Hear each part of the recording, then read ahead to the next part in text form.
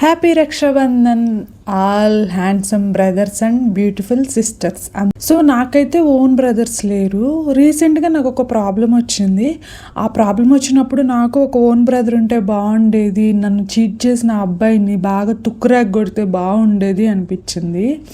ఆ తర్వాత ఆ ప్రాబ్లం వల్ల మేము కొన్ని గొడవలకి కొన్ని చోట్లకి తిరగాల్సి వచ్చింది. అక్కడికి కానీ మా పేరెంట్స్ని నేను సైలెంట్గా ఉండమనే చెప్పాను. ఎందుకంటే నా వల్ల నాకు వచ్చిన ప్రాబ్లం వల్ల మా నాన్నకి మైల్డ్ హార్ట్ స్ట్రోక్ వచ్చింది.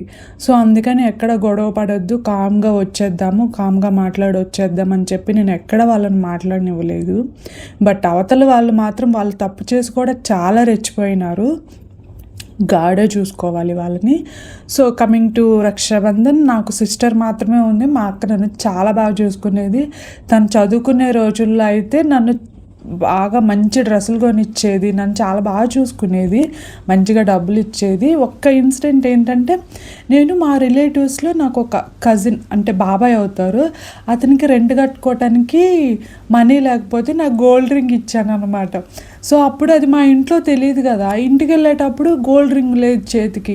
ఇంకా ఇంట్లో వాళ్ళు అడుగుతారని మా అక్క ఏం చేసిందంటే, మా అక్క ఎగ్జామ్ ఫీజు కట్టాల్సిన 14,000 నాకు ఇచ్చి గోల్డ్ రింగ్ పోయింది, వేరే వాళ్ళు తీసుకున్నారు, వాళ్ళు మనీ ఇచ్చారు అని చెప్పి నాకు ఆ మనీ ఇచ్చిందనమాట. సో మా అక్క అప్పుడు నాకు చాలా బాగా అనిపించింది. అలానే కదా చాలా విషయాల్లో నన్ను చాలా బాగా చూసుకున్నది తను.